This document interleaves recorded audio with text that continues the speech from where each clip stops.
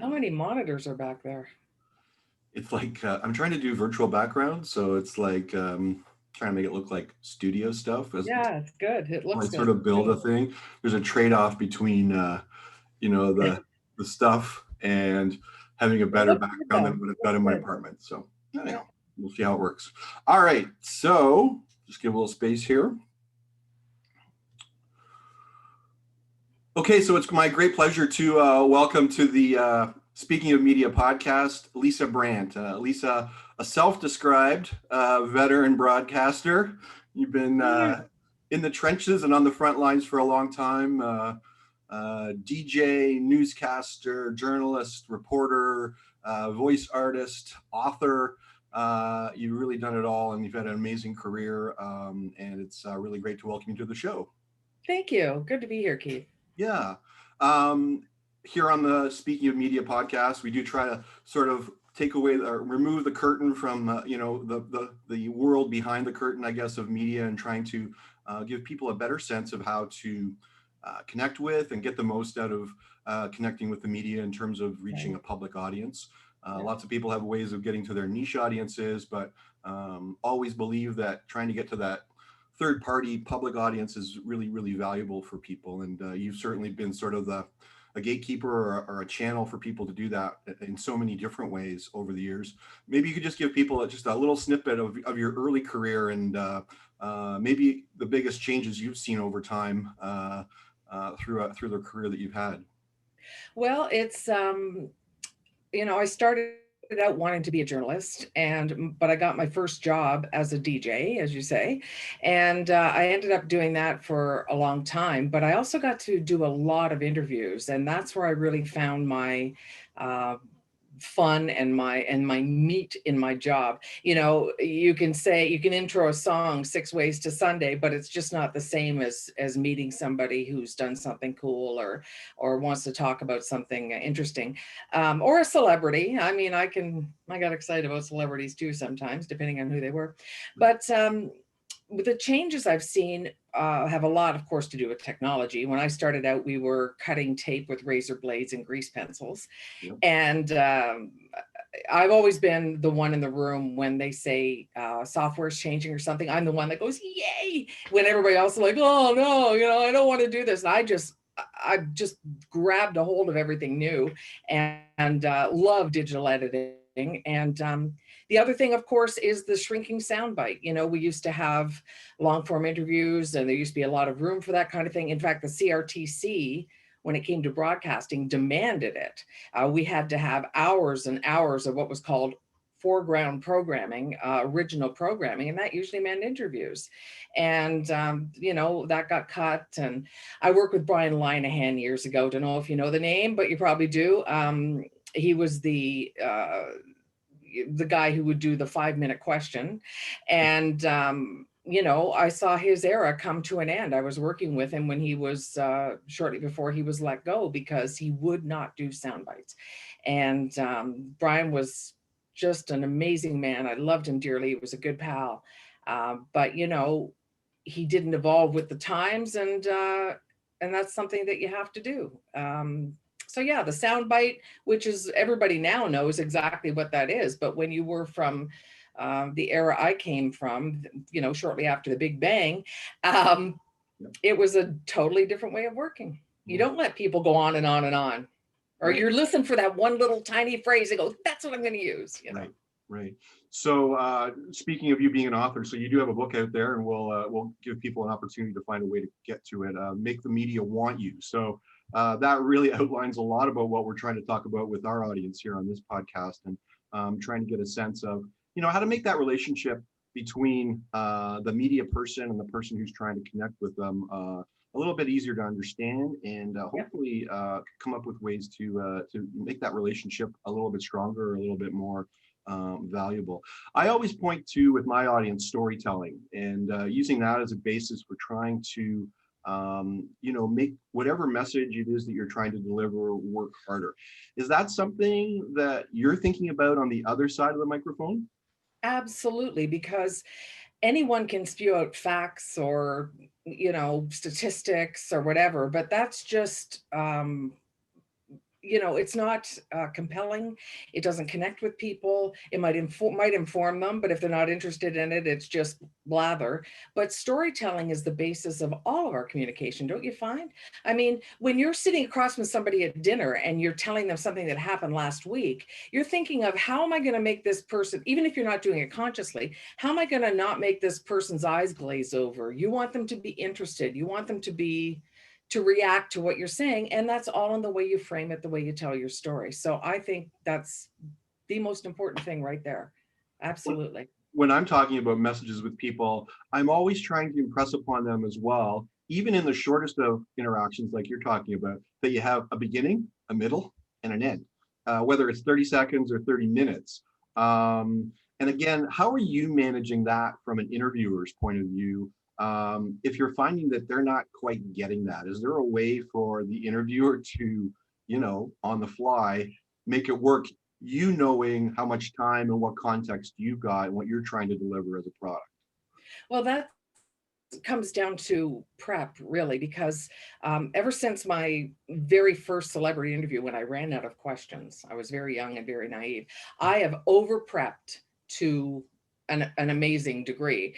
And I find that I would rather throw out half of what I've got, or more than half of what I've got, than be left unprepared. So that's where over preparing comes in. And if you know your subject inside and out, which, you know, is more difficult to find these days in media because of all the pressure and all the work that media people are expected to do. But you can lead the person, you can feed them things that they, that prompt them to get where you want them to go.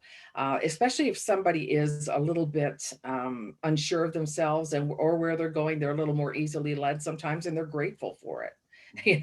I've had some very nervous interviewees who are quite grateful that I fed them stuff because I've known about their book or about their project or research or whatever, and given them a place to go.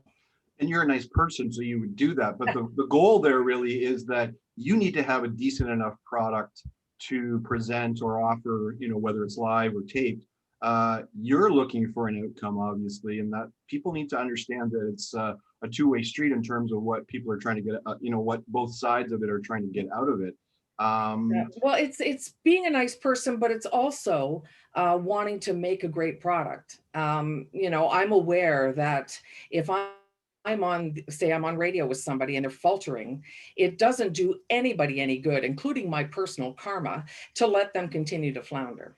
So it's always kind of been my philosophy that we're both there for the same purpose. I know that other people in media have a more adversarial role, and it also, matters who I'm talking to. If I'm talking to a politician who's just, created some sort of scandal, I'm not going to give you the big warm hug.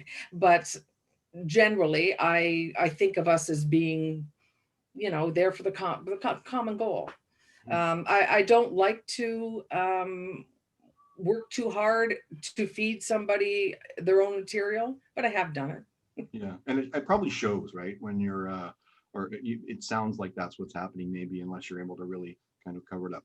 So when you're talking about sort of celebrities versus politicians, I often have to break down when I'm talking to people about the difference between proactive from the interviewee's point of view, proactive as if you're trying to promote something, perhaps a celebrity or someone who's got a book or something that wants to be pushed, versus a reactive. The interviewee is being critiqued, is being pushed, and so on. Let's talk a little bit about the person under fire who needs to be on your airways, and knows that they're bringing a message of perhaps defense or explanation. Can you talk a little bit about that, or Sure. can you think of a time when you've had sort of a big news story or someone who's in the public eye and being criticized that you've had to kind of really think through or decide how you're going to go about approaching a sort of a delicate or a controversial topic? Yeah, and there's a great example of that with a Toronto newscaster it's an example I've used. I won't use his name, but he had somebody come in and he hit this politician right out of the gate with the very first question, thinking he was being hard hitting. the very first question that everybody wanted him to work up to, and the guy just got up and walked out. So there is a finesse to it where, that may not necessarily, if you're in a scrum and you're a journalist and you're throwing a microphone in their face, that's one thing. If you're sitting down on a couch in a television studio and talking to them, it's quite a different one. You'll get there. The reactive, somebody the subject of a scandal, somebody who doesn't want to be there, is really more the onus is on you as the interviewer to pull that out of them. The celebrity is, if you know anything about their album or whatever it is that they're doing, I mean, that's what they're there for. They can talk about themselves for 15 minutes if you just go, you go. And walk away, file your nails, do whatever else. So they're two completely different animals. If we're Both talking, fun in their own way. yeah, sure. Yes. If we're talking to people, and we kind of are in this space, who support or prepare people to go on the air with you, preparation, just in a very simple sense, it must be obvious to you early on whether someone is prepared and whether or not someone is savvy in terms of the way that they answer questions. Have you ever been outsmarted, or has there been sort of like situations where you've been surprised mid-interview about what's going down, and can sort of see what someone's trying to use you for, or use Oh, yeah. your format for? Yeah. And when I was doing a talk show, I just shut them down. But, as far as somebody being prepared, um, that reflects back, usually, in my opinion, to the media person who is there, working with them, the communications person or whatever. I hold that against them more than I do the subject, usually. Again, depending on who they are. Politicians don't get much of a pass. But if they don't know, what it is they're there to talk about, I've got all these people swirling in my head right now. I remember a cookbook author coming on, and I'd ask her a question and she'd go, that was the interview. And I went to commercial a couple times and tried to talk her off the ledge. And it was quite clear this woman couldn't put a sentence together. She just saw a microphone and was scared. She never should have been let go. And then I've had some, I've had run the gamut. I've had jerks. I've had people, create fake fights. I've had, you just name it. But when it comes to preparation, again, generally, I would hold that against their communications person, not against them. What would be the one thing, if you were able to talk to someone generically, that you would say to someone who's trying to be that go-between for you, someone who's trying to either find somebody for you or connect somebody that you want to get? What's the biggest plus someone like that can bring to the equation? Confidence. The person I'm talking to, confidence is in themselves and in what they've got, and in the person that they're being interviewed by. There's a telltale sign among people who are either not confident or not ready, and that is they project all of their worries onto the interviewer. They act as if they're a lamb going to slaughter, and they keep reminding you everything that you should be doing instead of being concerned about themselves. That is a telltale sign of someone who is not ready. And as soon as I get somebody in the studio and they start saying, well, are you going to do this? And are you going to do that? And what about this? And they start telling me how to do my job, I just go, okay, this person has no clue what they're doing. They have no confidence in me, in my job, and they are not ready and should not be here. And would you say that, success in a radio format, at least, really can be measured when you get to a point where both sides are getting good value, but you really are having, let's call it a strategic conversation? Like, it feels like to the audience that there's a conversation. Should that be the goal of people? Yes, absolutely. It's a conversation, an informed conversation, and strategic, because it's going somewhere. It's not just, out of the blue, but they're saying enough to prompt questions off the page, so to speak. They're interesting, they have energy. There's, they have to have a passion for what they're talking about, or at least an interest in it or knowledge about it, to keep that two-way conversation flowing. If it's, if they don't want to be there, that's obvious to everyone. So it ought to be something that, they're interested enough in. Important. I don't know is an okay answer. Yes. I would rather hear I don't know, unless it's the main subject of what you're there to talk about. I would rather hear I don't know, I'll find that out, or something, than somebody trying to BS through it too. And I think that's important, because we're all human. Nobody knows everything. We make mistakes, and who knows what somebody's going to come out of left field with. It might be something arbitrary and ridiculous, but instead of saying that, you can just say, you know what, I don't know. I think that's an important one. Are you affected by the way that the interaction goes beforehand to set something up? I'm thinking about people who are trying to do shortcuts or feel a need to, like in your book, you talk about, Make the Media Want You, you talk about bribing people and so on, like Yeah. things that just kind of really make people stick out in a way that is awkward from the start. Yeah. And, it eventually affects the interview itself. Yeah, or if it even happens, if the interview even happens, journalists are like elephants; we never forget.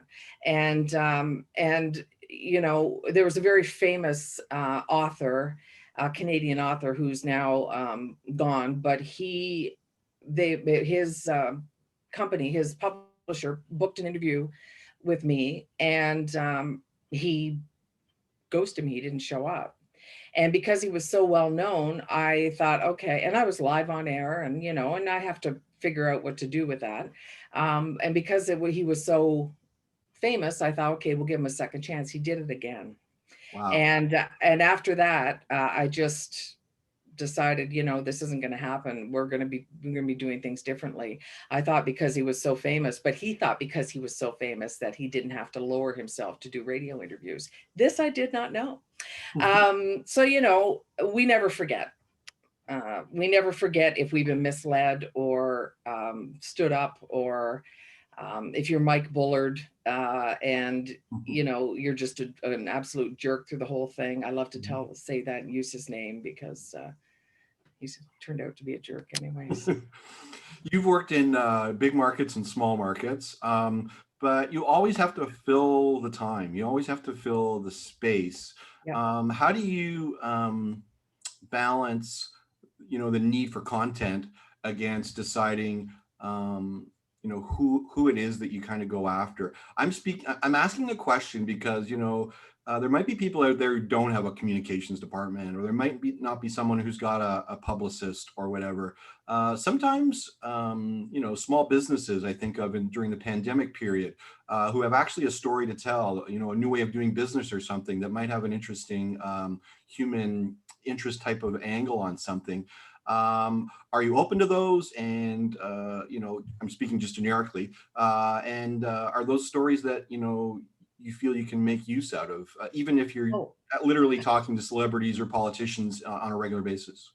I think so, because, and especially, during a time like this, which is, as everyone says, unprecedented, but um, I can think of many different times when a story was ongoing, and 9/11, or, just some big ongoing story. And you're always, always, always looking for some different way, some new angle, some fresh approach, something that people are doing to cope. It right now, everything seems so negative. If there's a glimmer of positivity somewhere, that can be useful. Balancing the act between getting content and deciding what goes on. It's always been difficult. You know, I can't think of a time when I've ever said, oh, I just have to fill this 5 minutes. Let's just throw this piece of crap on, or talk to this person who's got nothing to say, but we need to fill time. Never, I can't think of a time when I've done that. So there still has to be quality and value there. But I do think here's a little example. A small business that I know of, um, they are, what did they do? They moved or something. Anyway, they're very small, and this isn't in London. And they moved and thought that was a story, and that's not a story.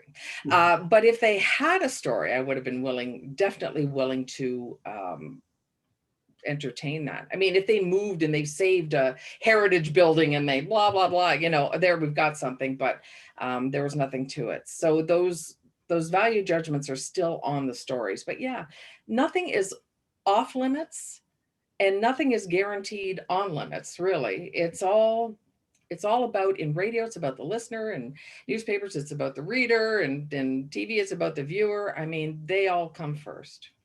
We talk about newsworthiness in this discussion group that we've got basically on online here, and yeah, it's always fascinating to get different people's perspective on that. So, what is the very tangible approach for someone who either is in a sort of a good sized organization or maybe not, in a something smaller? They think they've got a story. Generically speaking, in a newsroom setting or in a radio or TV setup, what would work? What could someone actually do, or how could they go about bringing a story forward for consideration? Well, it always depends on, it depends on you, it depends on the market. I always tell people to use any connection they have. If you have a cousin who's married to somebody who works at the TV station, make that phone call, Mhm. because it may be an unfair advantage, but that's your advantage. And I say go for it and ask them. Um, at the same time, that doesn't mean corner them at every family gathering. And, it's just like the poor doctor who's in your family is like, I got this mole. Um, but use that. Sometimes a phone call to the assignment desk, sometimes a media release if you have an idea of what you're doing there. It varies depending on the size of the story, who you're approaching. Um, some people take a DM on Twitter and ends up in a story. We often talk about trying to echo or be a microcosm of larger themes or stories that are in the news. Is that a good basis for you in terms of trying to make a connection on a possible interview or a story? Like There is local a reflection of. problem with our internet, and I didn't catch that question. Sorry. We talk about in this space a lot around trying to reflect greater themes or larger stories that can be talked about at the local level or in a more of a microcosm, in a more personal way. Is that sort of an ongoing good way to make an entree into something? I think so. I think it is. I routinely would take phone calls after the show, emails. I prefer emails personally. Emails from people with ideas. There's always the person who's sending me something every 2 days who I start to know as crying wolf. But every once in a while, this is the whole idea of behind what we were doing when I was doing radio. Was we want to talk to people. We want to talk to people who are doing interesting things. We want to talk to people from our community. We want to talk to people that people know and other people will listen to. Um, it becomes a lot of sort of being in a batting cage and hitting balls back sometimes. Mhm. But that contact, one-on-one, is very valuable, and you can find out pretty quickly if there's anything to what you have to say by the So, reaction you get. so someone starting from ground zero, they don't know you, they're in the community, they send you an email. What would be the characteristic of an email that would catch your eye or that you would act on versus ones that probably aren't going to go very far with you? Well, the ones that basically say I owe them something because I'm on the radio and I have to do something, don't get a lot of attention. But somebody who just sends a note and says, and maybe has bothered to look up what the show is. Um, like for example, Ken Eastwood and I on CJBK, and they, hi Lisa, maybe you and Ken would be interested in this. Here's what we're doing. Um, you know, again, it's succinct. Don't give me your life story, and don't bore us. Get to the chorus. Tell me why this is going to be of value to my listeners. You know, one of the things that I would like people to know, whether they're working at the Free Press, whether they're working at CTV, whatever, everybody's doing 5 jobs. Everybody's coming into a mountain of emails they're trying to get through. Everybody is too busy to stop for lunch. And it's that way in media relations. It's that way everywhere. So just, you know, whatever the perception might be of somebody who sounds relaxed or looks relaxed on the air or whatever, know that they're running around with it like a chicken with their head cut off up until that red light goes on. So think about their time and treating it as valuable, and you'll get that back. And that really works whether you're in Wingham or Toronto, correct? Like it's across the board. Absolutely. Absolutely. And yeah, it's just, you know, people would be surprised when they would be a guest on our show on CJBK as an example, and Ken or I would go and let them in. It's like, well, where's your letter inner? Well, you know what?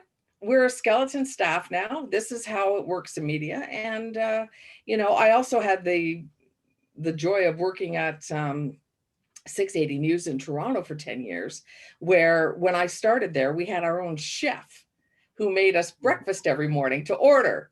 So, you know, it's different in different places, but most of the cases are, you know, we do a lot of our own stuff. We don't have somebody handing us questions or skimming the book and you know, giving us the highlights. We do all that ourselves. So, and we think a take lot pride of in it. people, I think a lot of people have this great, you know, vision of you know it being almost untouchable or hard to get through. But what I like to talk to people about is that if you're bringing quality and you're talking to the right people, or you're finding out who you need to be talking to most directly, that you can have success in terms of trying to make the connection. And Yep. again, whether you're big or small, that probably holds true. So You know, take a second on the website on CTV, for example, and find out, you know, who takes news tips, or how do you go about it? Don't just, you know, call up and ask to speak to Julie Atchison because you want to pitch her a story.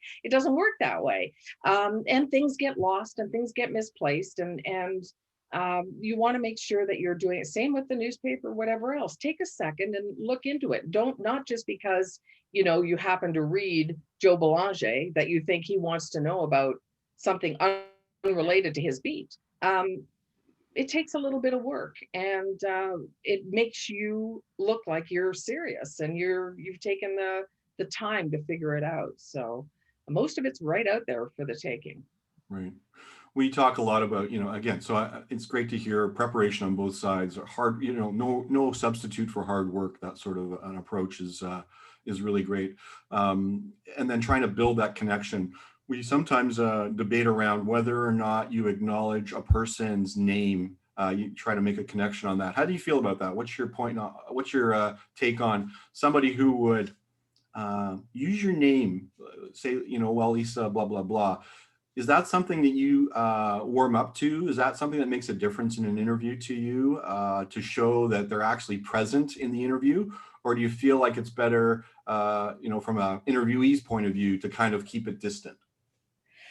Um, I find it personally to be a little bit cloying and manipulative. That's my take on it. I know I worked with a guy who he used to cut up his interviews and replay them in smaller bits, and he always kept everything that where the person said his name because it made him feel big and important. Um, I don't think I'm the point. I'm a facilitator of the story. I'm helping to get it out. The story isn't about me. So I kind of feel that it's a little bit too much. You know, if it happens, it happens. But if it happens repeatedly, it makes me uncomfortable. Yeah. That's good. Good to know. So again, you having authored "Make the Media Want You," what's been I applaud you for your writing, for your authorship of many works. But what's been the reaction of Make the Media Want You, and has it been taken up by people who are in the biz, or what's Oh been yeah. the buzz? It's a couple of years old, I think now. Yeah. But how have you used that, or how have you leveraged that book? Well, it's been really good. I've been asked to speak a lot of places that I can't go, which is fine. But what I've found, the people who have embraced it the most are independent artists who can't afford a person to go out and flog the media for them. And they're trying to figure out how to get a little bit of attention for their record, their book, or whatever. That's been a really big part of any success this book has had. And I didn't anticipate that, but it makes perfect sense. Um, it makes absolute sense. It's just not something that I would have thought of. As far as colleagues go, they like it because it's cathartic. There are a couple little stories in there about, people call, like one woman calling up and saying, I want to be on your show. I'm like, great. What do you want to be on my show about? Well, I don't know. You figure that out. Okay. That's not my job. So it's been cathartic for them, and I've gotten good reactions. So Well, I appreciate all the content of that particular book, and thank you. I push it to when I have an opportunity to make a reference to places where people can look to get sort of a. Again, I think that there's a lot of talented people out there. I think there's a lot of people who can do a good job, but there really is a bit of continues to be sort of a bit of a mystery as to how you make it happen and how Yeah. you actually engage with media. And so I'll make this book obvious to our listeners and find a place Thank for you. them to be able to do Thanks. that. And yeah, but hey, Lisa, it's been great talking to you, and I really appreciate you taking the time. And I appreciate the value that you bring to these kinds of topics, and thinking about how to make media work, and I appreciate also your you being one of those people who've been at it a long time and have sort of seen a number of different evolutions of how media works, and someone who embraces the new and trying to keep things moving forward. It's great. You've been the host of my life's soundtrack, whether it's been sitting on the beach in Bruce County, or Oh, listening to wow. news in Toronto. You've always been a voice at the other end, and it's a real thrill to have worked with you more directly on some projects in southwestern Ontario. And it's people should be aware, if if they've only sort of seen you in one of your iterations, how devoted you are to this craft. And again, I really appreciate you taking the time today to speak with me. I've really enjoyed it, Keith. Thank you so much. And thanks for mentioning the book. I appreciate it. Yeah, we'll make sure that people have a way to we'll put a link and a way for people to see that, because I think it's a great concise read, and it really is I think something that someone could in the business could really value. So thanks Great. again for joining us on Thank Speaking of you. Media, and hey, look forward to continuing to appreciate your work out there online and on air. Thanks very much. Thanks, Keith. Thank you.